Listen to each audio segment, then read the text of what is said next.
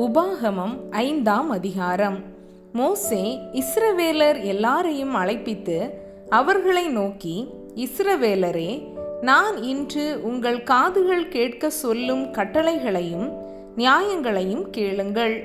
நீங்கள் அவைகளின்படியே செய்யும்படிக்கு அவைகளை கற்று கைக்கொள்ள கடவீர்கள்.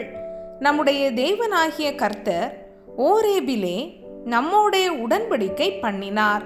அந்த உடன்படிக்கையை கர்த்தர் நம்முடைய பிதாக்களுடன் பண்ணாமல் இந்நாளில் இங்கே உயிரோடு இருக்கிற நம்மெல்லாரோடும் பண்ணினார். கர்த்தர் மலையிலே அக்கினியின் நடுவில் இருந்து முகமுகமாய் உங்களோடே பேசினார். கர்த்தருடைய வார்த்தையை உங்களுக்கு அறிவிக்கும்படி அக்காலத்திலே நான் கர்த்தருக்கும் உங்களுக்கும் நடுவாக நின்றேன். நீங்கள் அக்கினிக்கு பயந்து மலையில் ஏறாமல் இருந்தீர்கள். அப்பொழுது அவர் சொன்னது என்னவென்றால், உன்னை அடிமைத்தன வீடாகிய எகிப்து தேசத்திலிருந்து புறப்பட பண்ணின உன் தேவனாகிய கர்த்தர் நானே. என்னையன்றி உனக்கு வேறே தேவர்கள் உண்டாயிருக்க வேண்டாம். மேலே வானத்திலும் கீழே பூமியிலும் பூமியின் கீழ் தண்ணீரிலும் உண்டாயிருக்கிறவைகளுக்கு ஒப்பான ஒரு சுரூபத்தை ஆகிலும் யாதொரு விக்கிரகத்தை ஆகிலும் நீ உனக்கு உண்டாக்க வேண்டாம். நீ அவைகளை நமஸ்கரிக்கவும் சேவிக்கவும் வேண்டாம். உன் தேவனாகிய கர்த்தராயிருக்கிற நான் எரிச்சலுள்ள தேவனாயிருந்து என்னை பகைக்கிறவர்களை குறித்து பிதாக்களுடைய அக்கிரமத்தை பிள்ளைகளிடத்தில் 3ஆம் 4ஆம் தலைமுறை மட்டும் விசாரிக்கிறவராயிருக்கிறேன். என்னிடத்தில் அன்பு கூர்ந்து என் கற்பனைகளை கைக்கொள்ளுகிறவர்களுக்கோ 1000 தலைமுறை மட்டும் இரக்கம் செய்கிறவராயிருக்கிறேன். உன் தேவனாகிய கர்த்தருடைய நாமத்தை வீணிலே வழங்காதிருப்பாயாக. கர்த்தர் தம்முடைய நாமத்தை வீணிலே வழங்குகிறவனை தண்டியாமல் விடார். உன் தேவனாகிய கர்த்தர் உனக்கு கட்டளையிட்டபடியே ஓய்வு நாளை பரிசுத்தமாய் ஆசரிப்பாயாக. 6 நாளும் நீ வேலை செய்து உன் கிரியைகளை எல்லாம் நடப்பிப்பாயாக. 7ஆம் நாளோ உன் தேவனாகிய கர்த்தருடைய ஓய்வு நாள்.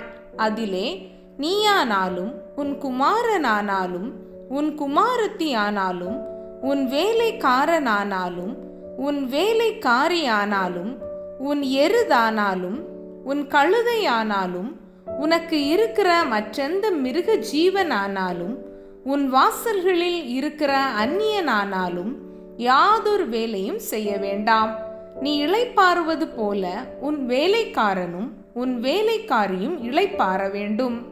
நீ எகிப்து தேசத்தில் அடிமையாய் இருந்தாய் என்றும் உன் தேவனாகிய கர்த்தர் உன்னை அவ்விடத்தில் இருந்து வல்லமையுள்ள கரத்தினாலும் ஓங்கிய புயத்தினாலும் புறப்பட பண்ணினார் என்றும் நினைப்பாயாக.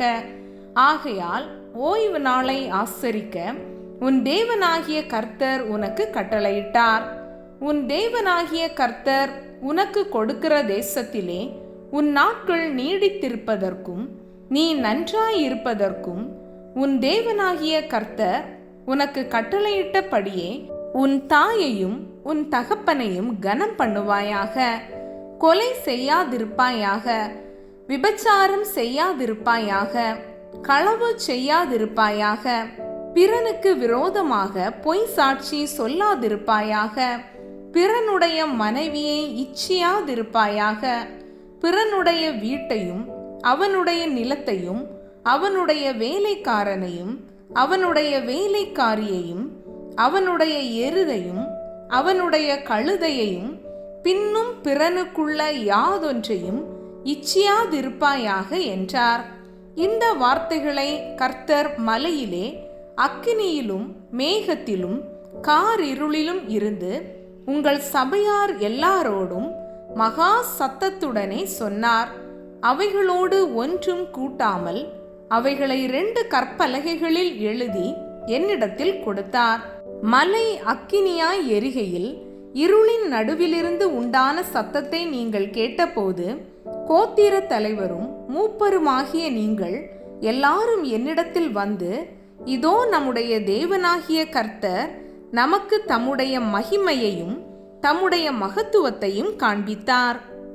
அக்கினியின் நடுவிலிருந்து உண்டான அவருடைய சத்தத்தையும் கேட்டோம். தேவன் மனுஷனோடே பேசியும் அவன் உயிரோடு இருக்கிறதை இந்நாளிலே கண்டோம். இப்பொழுது நாங்கள் சாவானேன். இந்த பெரிய அக்கினி எங்களை பட்சிக்குமே. நாங்கள் இன்னும் நம்முடைய தேவனாகிய கர்த்தரின் சத்தத்தை கேட்போமாகில் சாவோம்.